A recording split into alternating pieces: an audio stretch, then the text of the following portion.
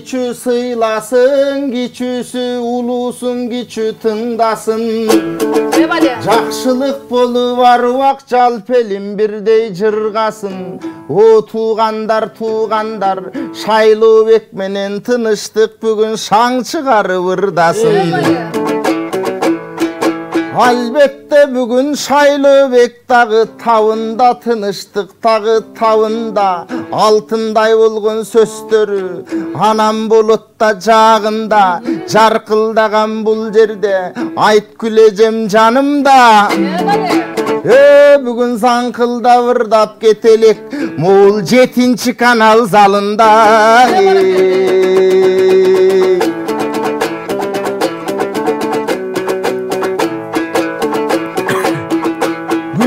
Isıp aptabını timeleň eşikten abdan terdedik. Yemi içke girgenden giyin mına komuz karmap termelip. Oy tuğandar, Alatoo Kırgız jergesi alamga bütün teң gelip.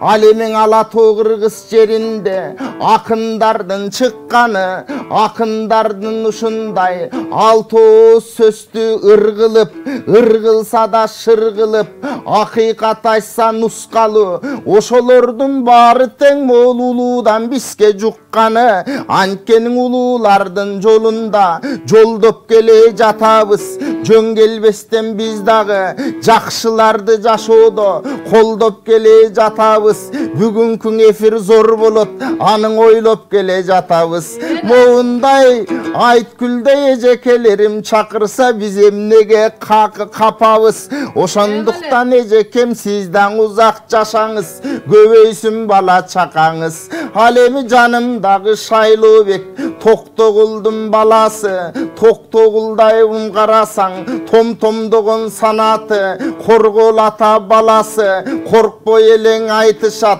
колунда турат комузу, кой коюп мында карачы, оозунда бар санаты, жок экен го санасы. Кудай таалам буйруса, муну таанып калды деп ойлойм. Кыргыздын алтын алашы, болбосо күнү түнүң айтылат, Айкөл баян манасы. Кайсыл жерге барбасын, агайын элди сүйүнтүп, эң аргымактай тимеле, кызыл тилин жүгүртүп, айтышкан ошол акынды аруакта күйүнтүп, анча мынчасын жүгүнтүп, бул дагы кызык сөздөн таштайт да, агайын элге какшайт да, Албеттин ар бир айткан санатын Арыстанбектей тактайт да. Бүгүн дагы мынакей ой максаты зор болуп, келип калдык жол болуп.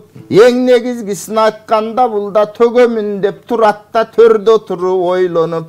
Анда сенин жан дүйнөңдү сезейин, албеттен алыстабай келейин. Маңдайдагы шайлонем шаркыратып ырдагым, эми сага кезек берейин. Баракелде.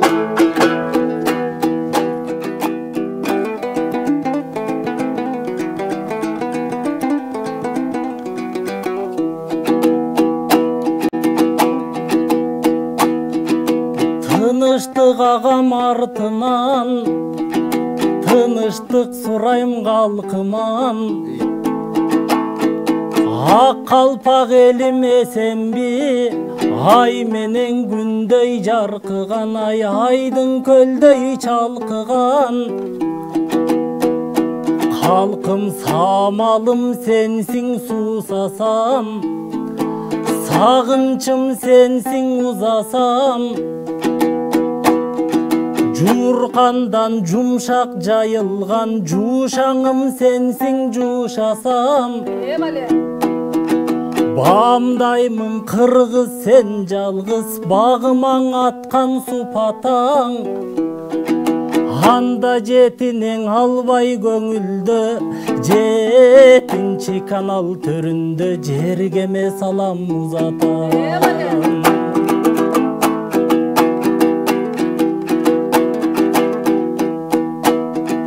Eskiden aytsam söz başın, estüň el biler öz basın. Ertenki geler biz üçün, Geçen erender berip öz başın, eneler tökkön göz yaşın.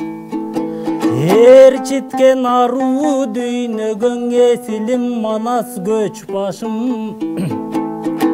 Kan menen gelgen bul tarık, kalbasan eken göz yazım. Maga gökardan görküm görünöt elim, göңдөгү жаткан көк ташы.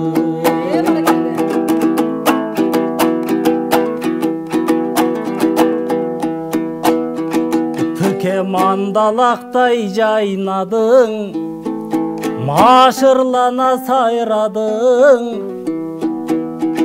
Мамыктай сулуң эжемди мактагандан талбадың. Бирок жак жанып кечкең олтуруп, муну жакшы мактай албадың. Анда мен мактап көрөйүн, анда мен мактап төгөйүн.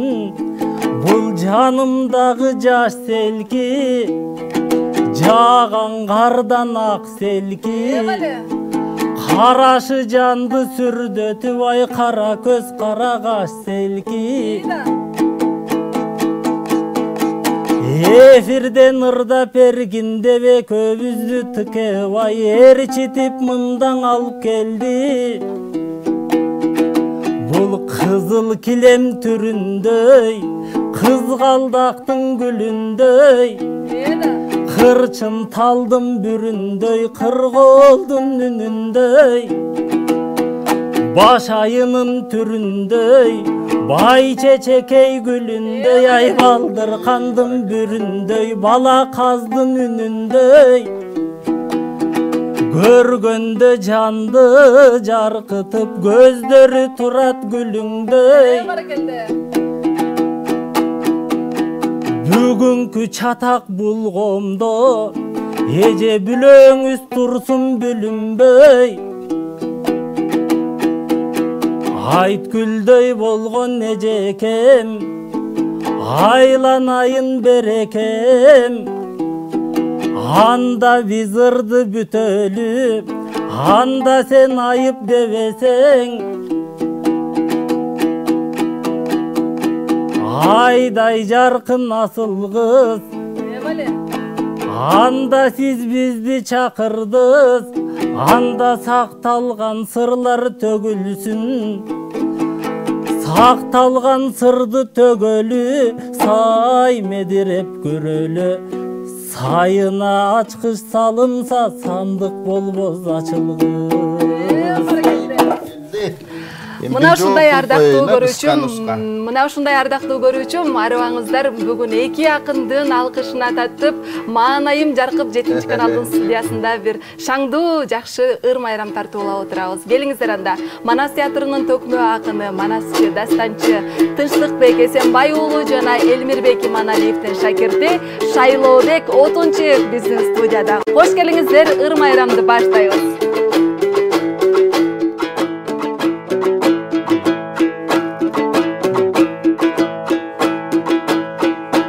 Айткүлдөй болгон эжеңде, шакебай аябай катуу мактадың.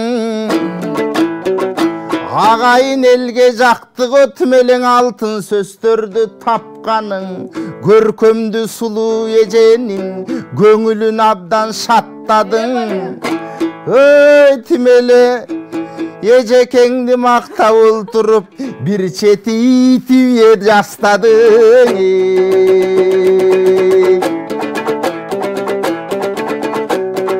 Акын деген ушундай тамашаңырда барып, көңүлдөрдү шатташат.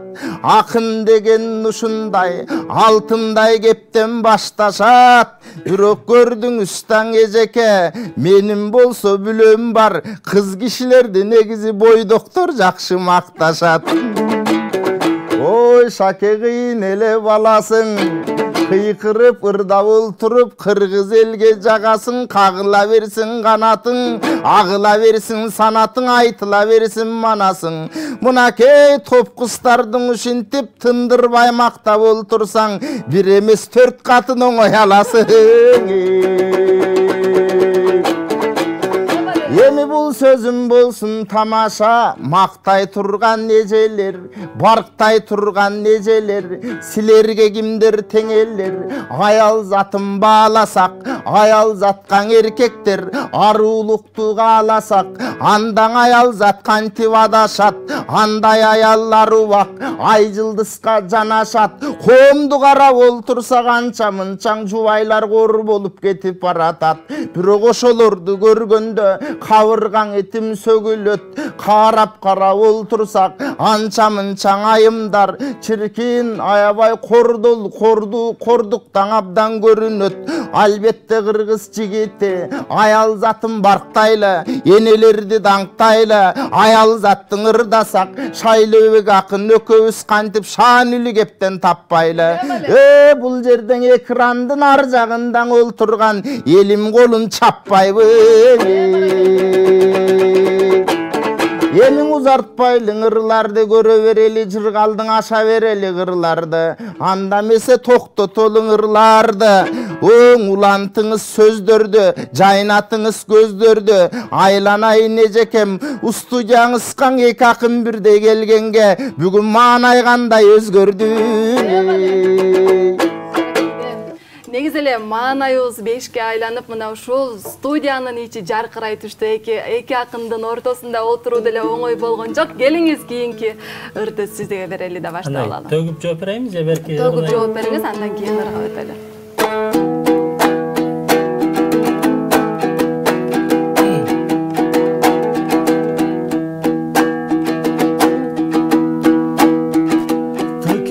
Өнөрдүн болбойт өлчөмү, мактасам эмне болуп турмактоочудай көркөмү. Антип мактап олтурсаң аласың дейт го төртөнү. Көп алсак эмне болот, кентике көбөйтөбүз таң өлкөнү.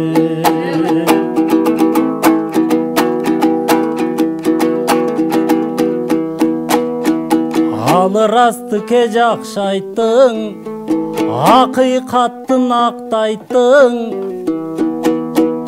Чоктой кызыл тил менен кээ чор таман начар эркектин чоктой көзүн чакчайттың. Алыр аз коомду карасак, аялды кордоо көбөйдү. Аялды кордоо бул өзүң эмнең азамат үчүн өнөрбү. Калкым жамандык бизге жукпасын, жаман сөз кулак укпасын. Үлгүлүң өлкө болууга биринчиң үй бүлөнү мыктасын. Жаркыратып аялды жакшылык ашыктасын. Кан ичер эркек сөрөйлөр, мындай какшаган үндү куптасын. Ал тургайчы мындай жанды, мындай кой калкымда чымындын да жаны чыкпасын.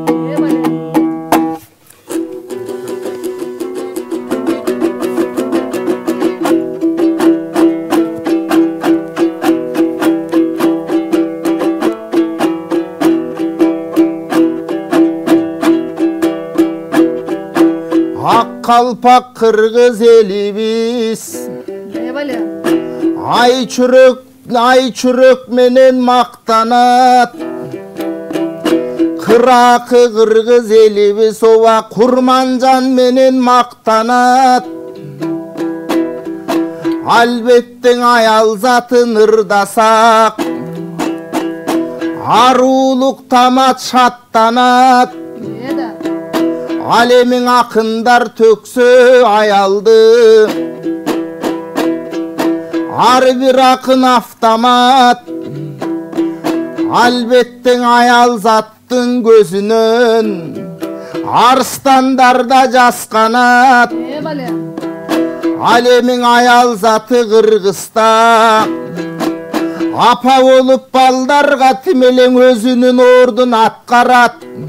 Ey ayal zatım barktaylı, ayal zatı var üçün şaken alamdagı saktalat. Ушундай ардактуу көрүүчүм, бизде эки акындан ушундай бир керемет чыгармалар аткарылууда. Биздин студиябыз жарыкка бөлөнүп, шаңга бөлөнүп, бардык кыргыз элинин жан дүйнөсүнүн жүрөгүнөн түнөк табууда. Мына ушундай керемет отурушубуз, керемет жан дүйнөбүз ачылып жаткан учурда сиздердин элдик ырларды дагы аткарууңуздарды суранат элек. Элдик ырлар бири-бириңиздерге болгон эл арасында айтылып жүргөн керемет чыгармаларга да кайрылуу этсек. Албетте сиз ырдайсыз, сиз жооп бересиз дегендей. Ырдын маанисине карап. Эми баягы Жигит айтып кетпеби? Кыз жигит айтышыны, жигиттер айтышыны айландыралы келиңиздер. Элдик ырлардан баштайлы анда. Кайра туруңуз, тынчтык байке. болду. Комустарды күйлөп алалы. Эл сүйгөн ырлар албетте элдин жүрөгүндө сакталууда.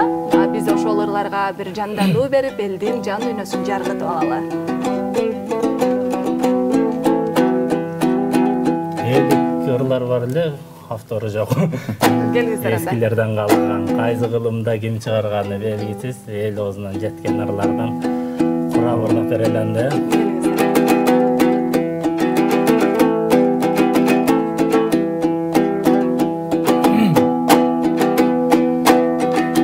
Карагым сенine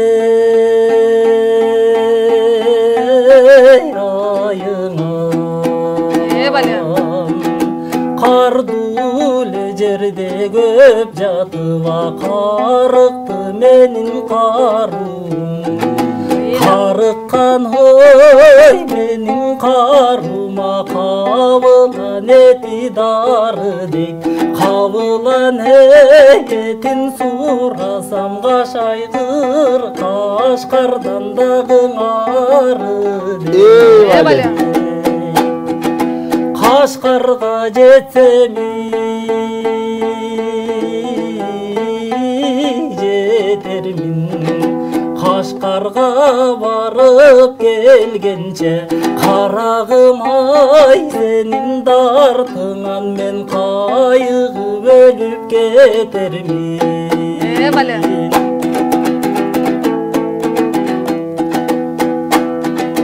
Муларым сенине айыңам. Муздуу жерде көп жатыбам. Мунукту менин бунум. Мунуккан менин бунума будайык эти дары дейт. Будайык этин сурасам бу кардан дагы ары дейт. Бу карга жетсем жетермин. Бу карга барып келгенче мунарым ай сенин дартыңан мен буюгуп өлүп кетермин. Көремиз бекен ата. Кабагың жаркын актаңды. Какшаттың мендей жаш жанда. Каш серпкен жерге келбейсиң, кардыңда жаткан таш барбың болумуң аткан актаңды. Боздоттуң мендей жаш жанда. Бол жошкон жерге келбейсиң же боруңа бүткөн таш барбың. Баракелде.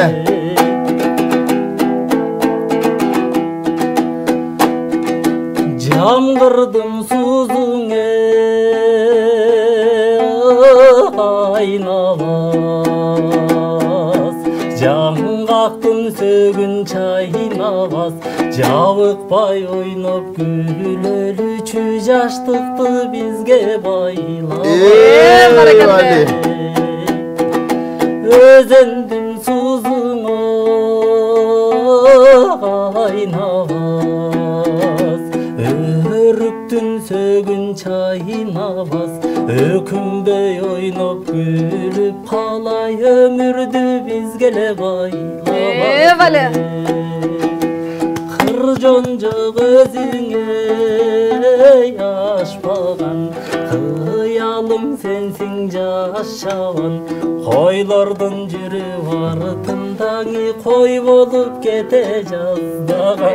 Бале. Баракелде. Баракелде, керемет чыгарма, чынында сонун чыгарма. Келиңиз анда кайсылар менен жооп бересиз? Эмес бекен.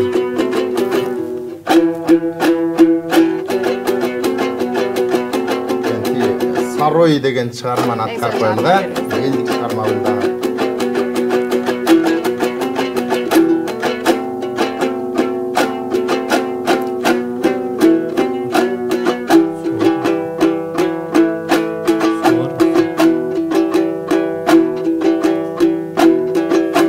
Саройдун гана салкын айтуусунан, сагызган гана уча тез усунан. Бале. Öyle. Санамаганаң алыбай издесем, кантейин таба албай койдум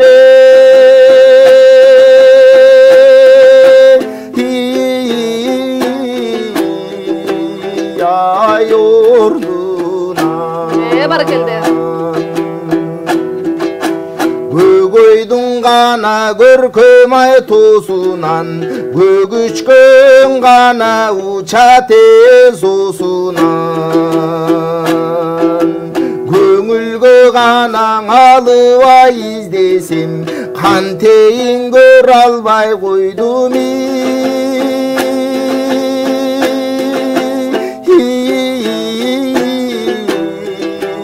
ай ордуна.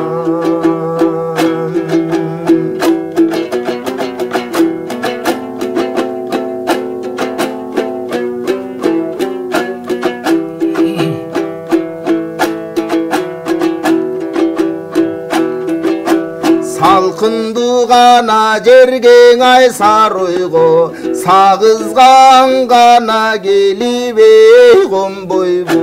Бале. Зарлантып гана мениң ай койгончо, кантейин саналаш болсок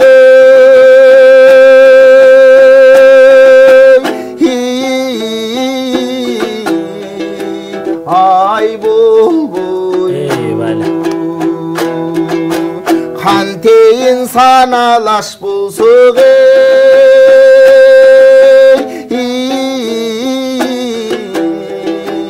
ай болбойбу. Баракелде. Керемет чыгарма, мына ушундай ардактуу көрүүчүм, кыргыз ырлары жан дүйнөңүздөрдү жаркытып жатканына терең ишенип турабыз. Эл акындары, эл сүйгөн акындар биздин конокто. Келиңиз анда. Кийинки ыр сизден болсун.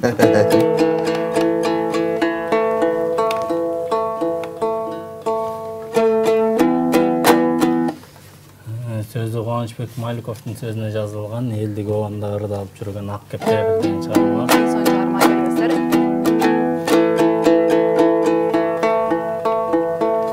Бүгүн баш бербей атам.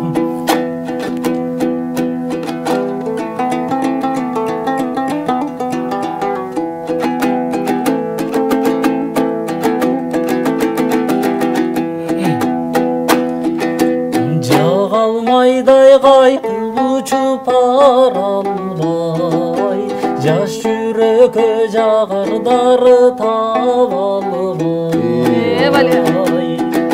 Ак кептерим түтөбөйүн арманда, кучак жайып кумар жазып кала албай.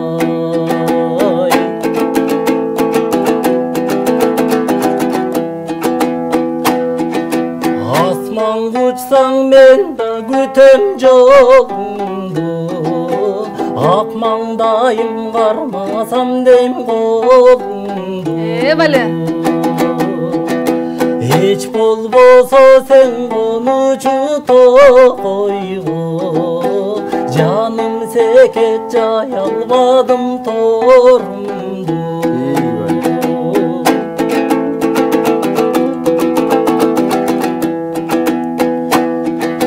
Күйсөң күй деп качты серпип күлгөнүң, жанымды өртөп жал-жал карап жүргөнүң. Мынча неге түлкү кылмай ойнодуң, айтчы жаным аны беле сүйгөнүң. Бале. Мынча неге түлкү кылмай ойнодуң, айтчы секет аны беле сүйгөнүң. Бале.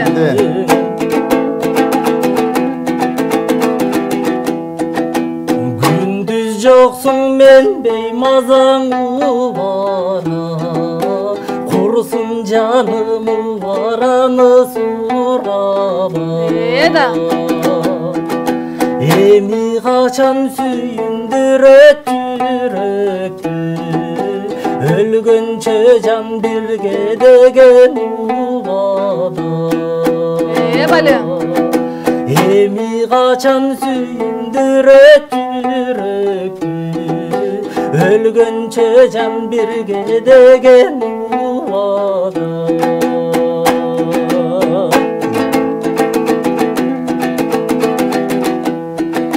Сен дегенде тура албасмын жай алып, келаткансып эки жагым каранып. Түшүмдө да карагайлы булакта, буластайсың кундуз чачың тарап. Бале. Түшүмдө да карагайлы булакта, буластайсың кундуз чачың тарап. Баракелде. Кол жабуулар болсун да кийинки эле чыгармандар уланып кетели. Истегенде анда элек деген чыгарманы аткарып коелу. Бале.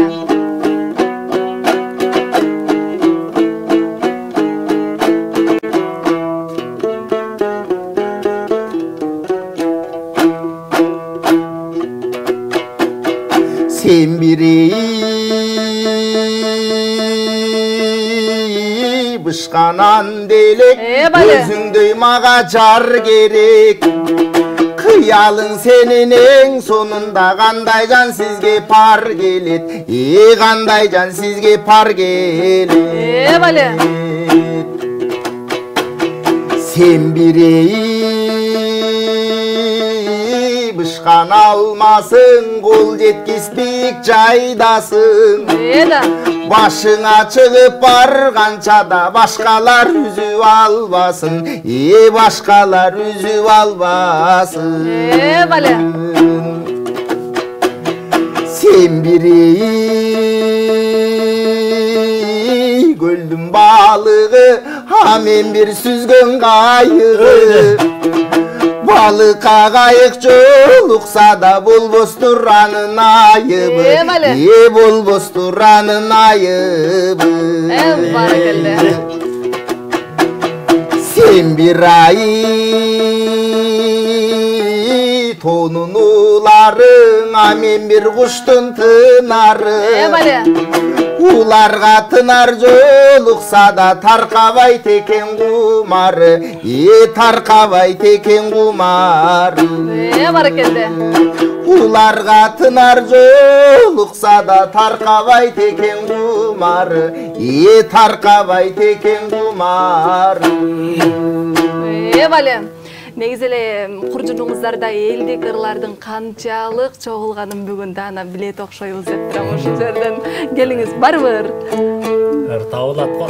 Келиңиздер анда улантабыз. Бир нерсени айтып өтөйүн, азыр эти казак болуп кетсе дагы сөөгү кыргыз болгон, бизде Жөжө деген акын өткөн. Өтө чоң алып акын өткөн. Аны Исмайыл Боранчиевдин чыгармаларында тастыктайт.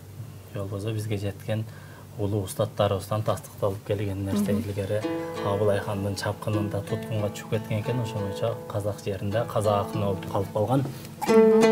Ошол Жөжө атабыздын чыгармасы бар. Казакча ошону аткарып берели. Келиңиздер анда. Келиңиздер.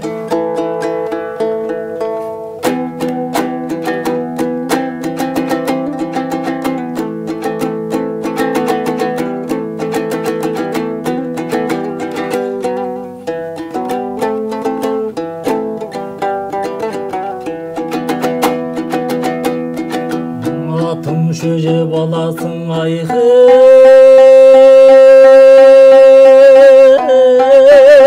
кар жаубайды. Бале. Үйдө кедей болсам да түздө баймын.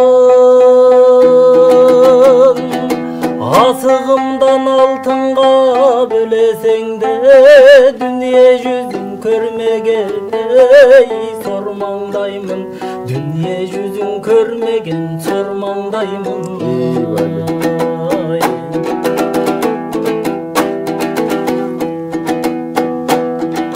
Балыкчы байым айдың айгы,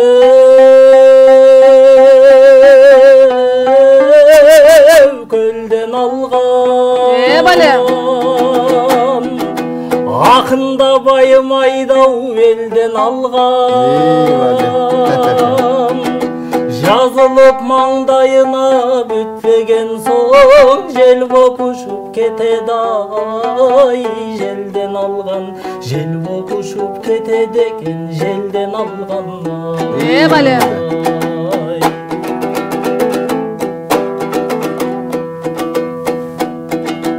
Ажалдан құтылмассың айғы, қашсаң дағы. Арыстан туа кеңден ашсаң дағы. Алладан шыны менен амир келсе, жұлдызда жерге түсер аспандағы. Жұлдызда жерге түсер аспандағы. Бале.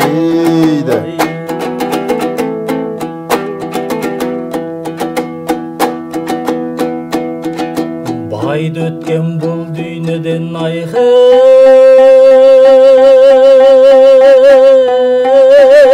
батырды өткен. Қу тұрмыстың түбінен ажал жеткен. Қашанған өлмейміз деп шаттанамыз, өлмесе ата бабаң ай қайда кеткен. Өлмесе ата бабаң қайда кеткен. Бале.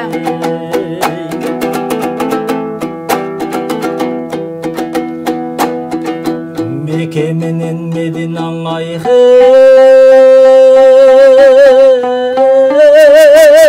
жолдың ұшу.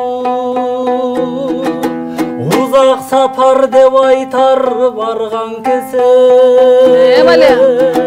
Қастарлап атанаңды сыйлап алсаң, меке болып табылады үйдің іші. Меке болып табылады үйдің ішінде.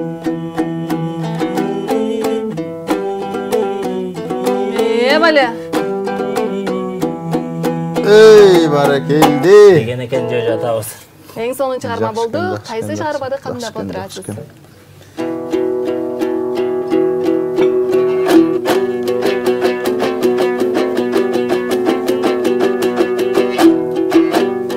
Раймалы атабыздын ыры деген шығарманы ақтармаланды. Керемет шығарма келіңіздер.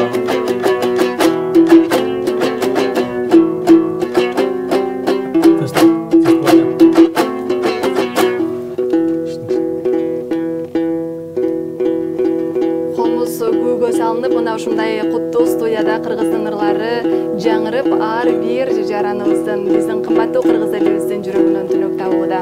Чынында мыкты акындар. Бале.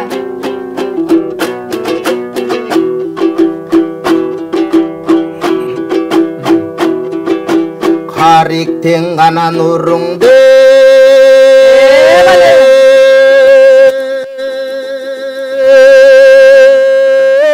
сөгүлүп кат-каттап гана санамды бөлүнүп кайгыга салбаң ай карындаш агантем картайган кездең эй көрүнүп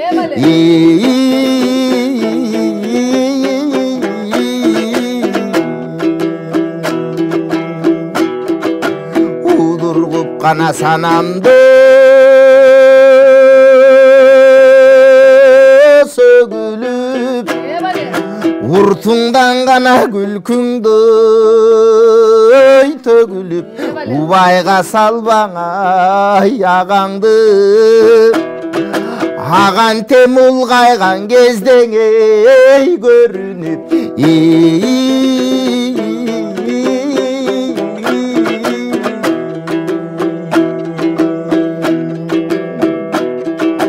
мекендеп гана чыкчуде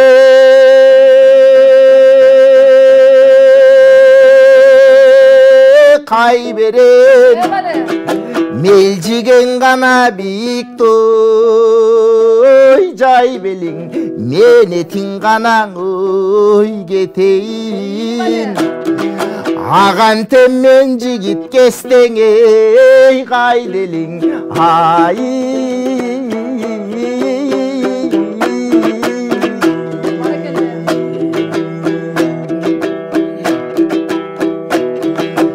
булуңдан гана чыкчудаң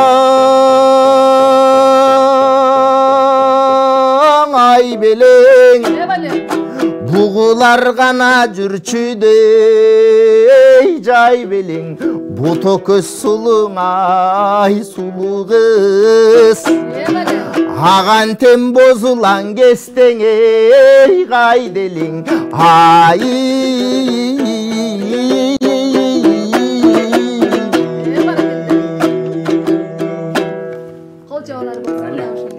Келиңиздер, ырк куржунубузду улантабызбы? Улан төрөлүү. Улантабыз, келиңиздер.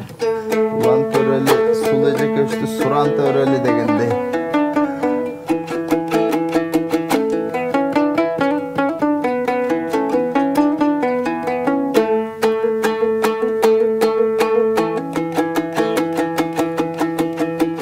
Бул дүйнөдөн бекерсиң, бале. Бир күнүң өтүп кетерсиң. Опосу жагы дүйнөнүн түбүнө кимиңе жетерсиң. Бале. Келериңдене дүнүйө, кебелбес эрдине мүлкүсүң. Кетериңден дүнүйө, керүүдөн качкан түлкүсүң. Келериңден дүнүйө, от жакпай оргубе кайнайсың. Күн тийгенде жаркырап гүлөп агыбе жайнайсың. Кетериңден дүнүйө, кайрылып карабе койбогон. Кара бир башынын ойлогон кайры жок байдайсың. Бале. Бул дүйнөдөн не карып, өрт чалган караң жер карып. Бале. Өзөнүм алгаң толбосо, өрүшү жайыгы төр карып. Мерчемдүү жергеңе жетпесе, мелүндөп соккон жел карып. Бале. Эл жакалайы конбосо, бетегелүңө бел карып. Кербени чубабең өтпөсө, керилип жаткан чөл карып. Ак кусу келип конбосо, айдыңы чалкар көл карып. Бале. Улугуң ойчул болбосо, байрам тарткан эл карып. Тең туушунан айрылган, абышка болор тез карып. Жеңеси сырдаш болбосо, кара далың кызгарып. Айтылбаган сөз карып, айрылбаган бөз карып. Баракелде. Юремес бекен. болбойт, каз өрдөк болбой көл болбойт, шайыры болбой эл болбойт, шагыны болбой бел болбойт. Бул дүйнөдөн байкасаң, аламды жекеңе билсе да, алтындан үйгөңө кирсе да, асмандан жылдыз эң аралап, ай нурун кармап минсе да, бактыга тойбойт адамзат. Баракелде. Кылымды кыйлаң көрсө да, кызыкты жалгыз бөлсө да, Бале. кырчындай жаштан эң айрылып, кыймылсыз күнгөнгө көнсө да, өмүргө тойбойт адамзат. Жанындаң өлүмө турса да, жалантып кылычы сунса да, жабыгып жүрөгү кансыра, бирмелбей көзүңө тунса да, үмүткө тойбойт адамзат. Бале. Үмүткө тойбойт адамзат. Баракелде. Деген экен. Мына ушундай Деген керемет чыгарма. чыгармалар биздин студияда жаңырууда. Ыр камдадыңызбы? Эми баягы ырлар чыга берет негизгисичи. Эдеп койчу эле. Кыргыз мындай экен да, оо калбай калса таш менен кошочу. Жанагы аңсыгарындай. Оон таппай калды істеуге баштайсызбы? Ашырал Айталиев атабыз не деген талант эле. Чалкан деңиз, чалкан дайра десек болот. Анын жанагы дастан айтканы тим элечи. Кара кулботомду кандай атканы. Айтышы өзүнчө, анын оундурлары өзүнчө. Ошол Ашырал Айталиев атабыздын жылкы чынныры деген Эң чыгарма. соңку чыгарма. Эң соңку чыгарма келебиз.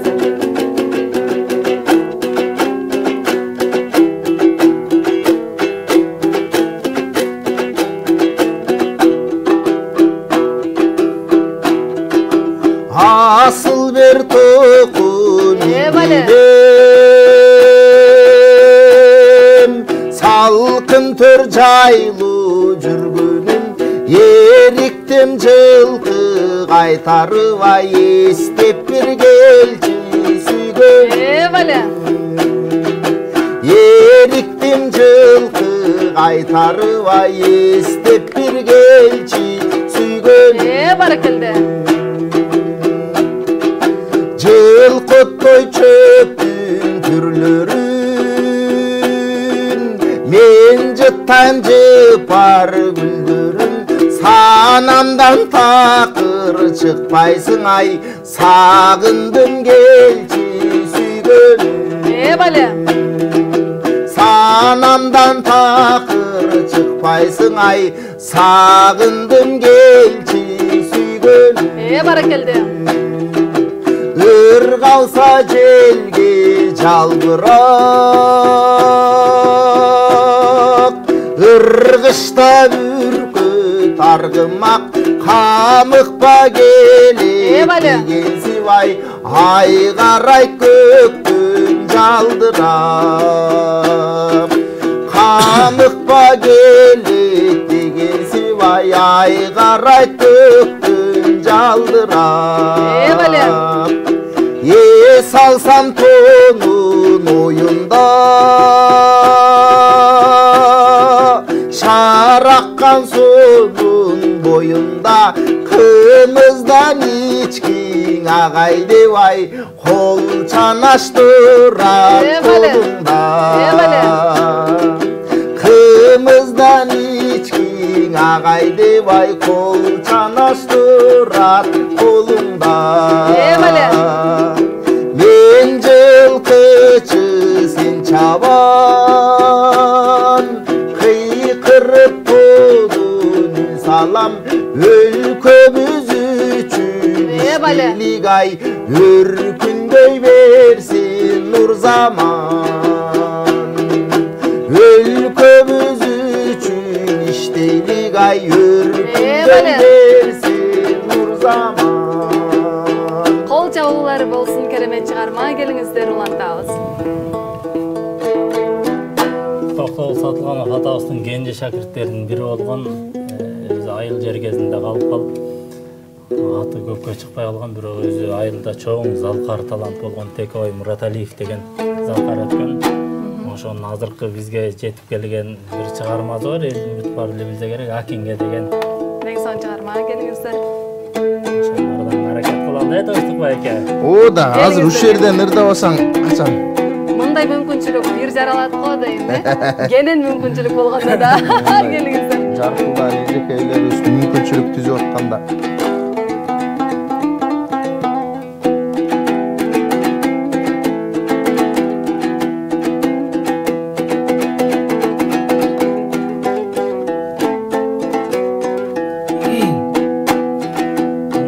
Кезелең қалған таң аты Бали. Ау кездештік жолда баратыр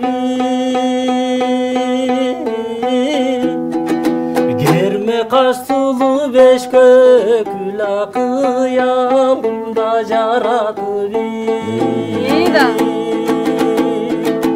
Өтсөкен о деген өмүрүм Олдан өзүң жанашыр Бали.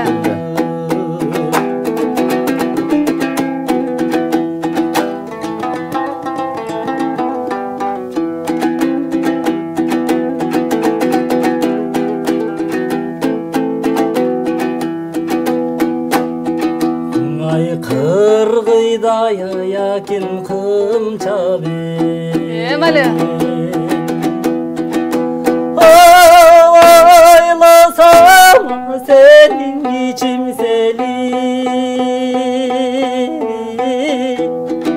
Арамзанын белинден андан ашулап жайлайт биздин эли Бали. Azap kale salıp kıynamay Oğullardan makin özünge Bali.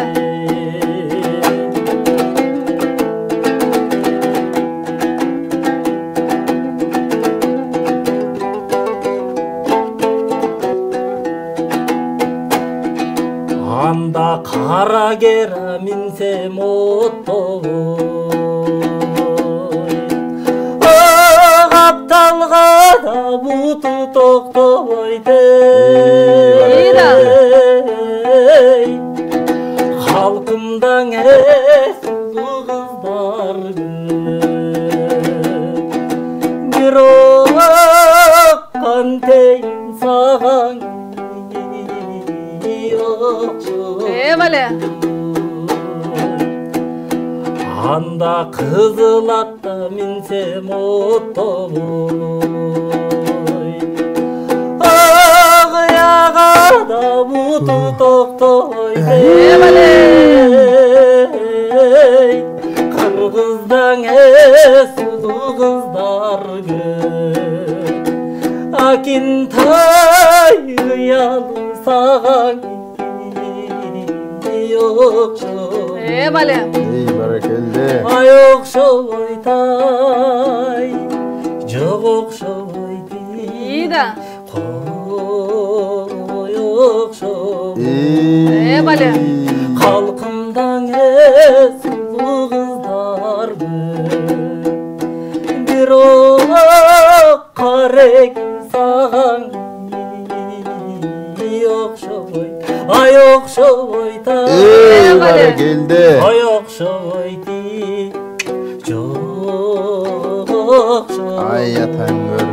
Баракелде. Ыр эмес Мына бекен. ушул жерден биз ырларыбыз айылга барып, эски сезимдерге, мектеп учуруна бир көз салып келбесек болбойт ушул ырларды эрчи. Келиңиздер, балалыкка барып келели. Балалык кандай өттү? Кайсыл айылда өттү? Айчыктын ырды атап өтүп атпайбы? Эми айчыктын ырдайбыз, келиңиздер. Мен баштай берейин анда. Ошо балалык деп калдыңыз. эми баягы балалыгын кайсыл гана адам элестете албайт. Бардык адамдар элестетет. Бардык адам сагынат, балалыгына эстесе куса болот. Анткени жаштык кестин шаңы башка экен да.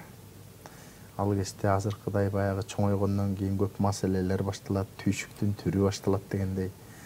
Мен да балалыгымды көп эстейм. Мен балалыгымда Тогуз-Тору районунун Кошбулак деген айылында төрөлүп өсүп, ошол жакта кичинекей эле алтын үстүндүү айыл. Ошол жакта өстүм. 11 ошол жактан бүтүрдүм. Эми ошол жакта кичинекей кезимде эле чоң атамдар баягы сайыз убагында жылкычы болгон да чоң атамчы. Анан жылкычы болуп, кийин сайыз бөлүнгөндөн кийин да өзүнүн малы болгон, тоого чыгышкан, тоого чыккан кишилер көрүнүп калат экен да.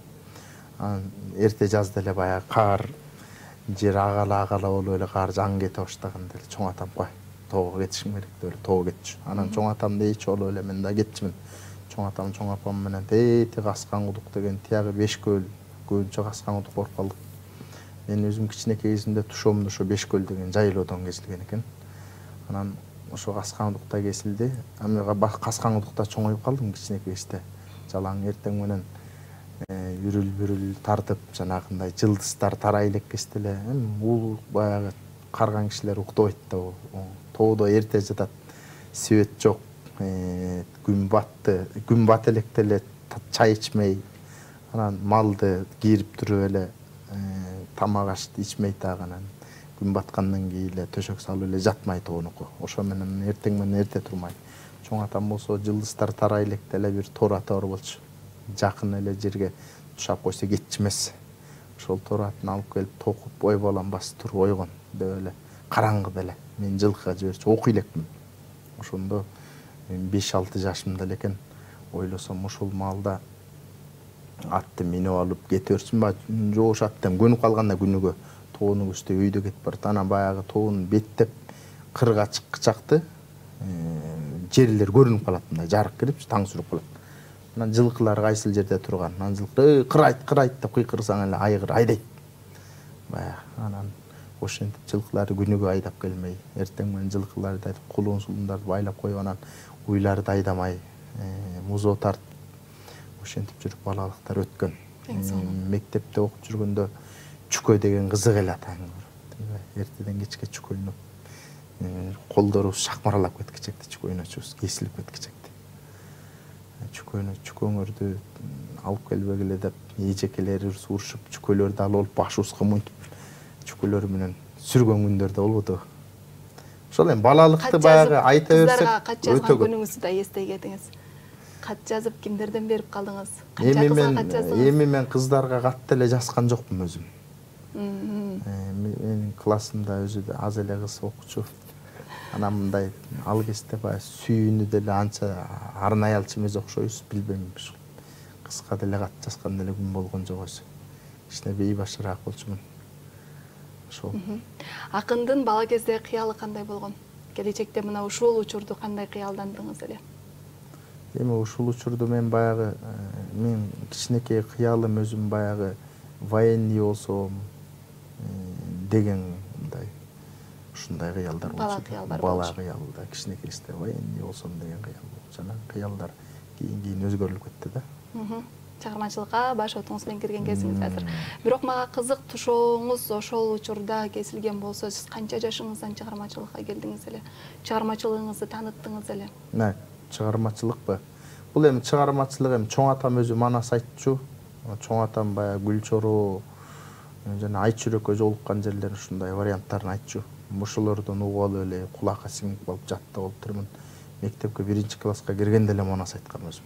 Жана Олимпия майрамында манас айтып, анан жанагы мектепте концерттерде манас айтчумун. Кийин жанагы айылдарда, мектептерде жарыштар болот го. Ошо жарыштарга чыгып манас айтчумун. Ошентип манас айтып, анан ыр жазып койчумун. Анан жана сүйүү темасында анча-мынча бир сүйүү темасында ырларым бар болчу, жанагы айыл жөнүндө мондай болгон дептерде бар болчу. Дептерим бир жоголуп кетти, канчанчы класста жоголуп кетти, 7-8те жоголуп кетти. Анан ошол эле жазбай калгам да. Каяка кеткенин белгиси жок. Кайып болуп Ошол дептердин ичинде ырлар бар болчу, кыздар. Балалык эме кетти да, ал балалык ошо дептер менен кетти. Жанагы ак куржун толо ыргетти деп калат го. Чең жок атасы ансыгарындай балалыктагы ыр ошо дептер менен кеткен экен. Ошол. Эң сонун балалыкка, айылга барып келүү өзү кандай керемет, Келиңиз сиздин айылыңызга, балалыгыңызга барып келели, ата-эне бир тууганыңызга барып келели, мектепке барып келели. Мен Токтогул районуна, азыркы Токтогул району, эскиче Кетмен Төбөрөнү, ошо Токтогул районуна караштуу Чоң Арык деген айылда төрөлгөм. Карапайым эле Тынчтык байке айткан жашоо турмуш бүт баары мага тааныш турмуш. Өзүм дагы койчумун болозу. Атам карапайым койчу болду. Ошо менин деле балалыгым тоодо өттү көп нерсе. Кыскача ушул эле. Акындык өнөр сизге ким аркылуу келди? Акындык өнөр. Негизи мен азыр чоң апамдын көз тирүү. Айтпы деген чоң апам. Жаш 90га келип калды. Өзү жомокчу кемпир болор эле. Сизге күнүгө жатканда жанына алып жатты. Анан кийин жомокторду айтып, койлуштуруп, жорголотуп сүйлөп ушундай кылчу. Балким ошондон кулакка сиңгенби? Андан сырткары Коргол Досиев тайкем болот. Коргол Досиев ошо чоң апамдын апасы, ажардын бир тууган тайкеси болот. Ошол эле учурда кайра Токтогул Сатылганов да тайкем болот. Эки тараптан тең тайке. Чоң апамдан бир чоң апамдын апасынын. Акка нарыктан суу агып, анан сиз бүгүнкү күндө өнөрдү таптап, багып, элге тартуулап келе жаткан ырыңыз экен. Азаздан. Деле кыйратып жетелекпиз эчтеке. Эмне түрткү болуп жатасыз ушул эл алдына көп чыкпай, бар талантты көргөзбөй жүргөнүңүзгө кандай себептер бар? Эч кандай деле себеп жок. Негизинен өзүм тияка жылт этип, бияка жылт этип чыга калып, билбейм, колуман келбейт экен көп. Ошол эле го, балким мүнөздөн эле го. Мүнөзүңүздөн. Башка эч кандай бирөө тартып коюп, бирөө түртүп коюп деген арзымагым деле жок. Негизи эле чыгармачылыкта изденүү деген абдан чоң түйшүктүү эле эмес, эми изденүү менен гана чыгармачылыкты байыта аласың деп айтсак болот. Сиз кандай, кайсыл жактан, эмнеден изденесиз? Изденүү деген нерсе балалык кезде акындын көз карашы башкачараак болот экен да, өзүмдүн байкоомдо. Себеби ал кезде таасирленүү көп болот. Эски жомокторду угасаңбы, же болбосо бир эпостторду угасаңбы, же бир кишини карап ошого таасирленесиңби, ошонун таасири менен бир нерсени жарата бересиң өзүңдүн кыялың менен. Ал жаратылган нерсең өзүң таасирленген кишиге, кимге таасирленсең, могуга таасирлениптир деп сырткы көзгө билинет, бирок ал балалык болуп, кечиримдүү болуп кете берет экен да. Анан улам жаш өткөн сайын, жашың келе баштаган сайын ал нерсе кечиримсиз боло баштайт экен. Тигиден эле уурдап алган го, мындан эле уурдап алган. Анан башкача изденүүгө түрткү болот экен, бирок изденгенде деле биз жаңыча эчтекени таба албайбыз. Азыр жаңылык кылабыз деп эле жаңылып калып атабыз. Негизи эскиликте эле жаңылык кылып алып келсек, туура болчудай деп ойлойм. Балалык ошондой болуп өттү. Шалы дагы чымчыкка тузак тарткан балалык. Шайтан менен периште кучакташкан балалык. Шарданы шаңдуу дайрадай шарпылдап алып, байма-бай узап жаткан балалыкты биз дагы кыялбай турабыз. Балалыкка барып келгендей болуп жатабыз. Мектепте кандай окудуңуз? Мектепте кандай каттарды жаздыңыз? Ушул абдан кызык болот. Кат жазган учурлар болду. 3 бурчтук каттарды жазчу ал кезде. Ошол кыздар эсиңиздеби? Билбейм, отуруп алып эстеш керек. Сыр да кой. Кат жазган, кат алган кездерибиз болду, бирок өзүм катты көбүрөөк алгандан да көбүрөөк жаздым окшойт. Ошондой болду. Мектеп кезде ошондой кызыктар болчу. Өзүң жазып алып, анан кийин өзүңдүн кичүү балдарга алып барып берип, китебин ортосуна салып коюп, сумкасына салып коюп, ушундай учурлар болчу. Негизи ошо балалыктагы баяоо сезим менен жазылган каттар эч качан эсиңден кетпейт деп айтылат да. Анан эсимден чыгып калды дегенге мен бир аз кошулбай турам. Бул эстешиңиз мүмкүн, бир аз убакыт берелиби же кандай, күтүп туралыбы? Мектеп курагында мен негизи мектеп кезинен ыры жаздым. Айчы менен эрте тааныштым. Тоодо жатканда Үн алгыдан бөлөк эрмек жок да. Анан ошол жакта кыргыз радиосун көрүп укчумун. Ал жакта небір залкарларында алтын фондто айтыштары болсун, термелери болсун, санаттары болсун, ырлары, көйлөрү ошолорго каныгып өзүп, уйкашты эртерээк таанып, айтыштарды эртерээк уга баштадым. 8-9 жашымда айтышты кадимгидей угуп, жаттап, ошентип жүргөн кездер болчу. Андан бир үзүм аласың, мындан бир үзүм аласың. Ошентип анан кийин кат жазчык. Ал кезде анкета деген бар эле. Аларга ыр жазчык. Бир эсимде ушу бир 4 саат бирөөгө. Келиңиз угалы, ушул жери кызык. Кандай алды эле албаш. Уясынан учелек чырымталдай, ууртунан уустамган ымыркайдай. Тааны элек муң эмне, кайгы эмне, так өзүндөй сезилген бардык эле, таза жанга батынуу кыйынгандай деп. 8 классында. Бул катталган кыз сөзсүз көрүп койсо, бир кубанып алар чындык. Келиңиздер, мына ушундай балалыкка барган токмакындар менен керемет кеч, керемет күн болду. Жакшы адамдар менен жарым саатыңды эле бүтүндөй бир өмүргө айланат эмеспи? Бүгүнкү күнүбүз мага абдан жакты. Сиздердин да кадамыңыздарга гүл бүтсүн. Чакыруубузду четке какпай, убактыңыздарды бөлүп келип бергениңиздерге абдан ыраазычылык билдиребиз. Ошол эле учурда биздин эшигибиз сиздер үчүн ар дайым ачык. Качан болсо да келип жаңылык бөлүшүп, эл менен амандашып, ыр төгүп, өзүңүздөрдүн жан дүйнөңүздөрдү жазып кетсеңиздер болот. Рахмат, сиздер дагы ишиңиздерге ийгилик. Чоң рахмат. Бүгүнкү коногубуз Манас театрынын дастанчы, комузчу, дастанчы, обончу дейли. Эсенбай уулу Тынчтыкбек жана Элмирбек Иманалиев агабыздын шакирти Шайлообек Отунчиев болду. Мына ушундай куттуу студияда сиздер менен көрүшүп, сиздер менен чер жазып, ыр майрам курганыбыз үчүн да абдан биз да кубанычтабыз. Кийинки эфирде көрүшкөнчө сак саламатта туруңуздар. Алып баруучу Айткөл Алимжан кызы.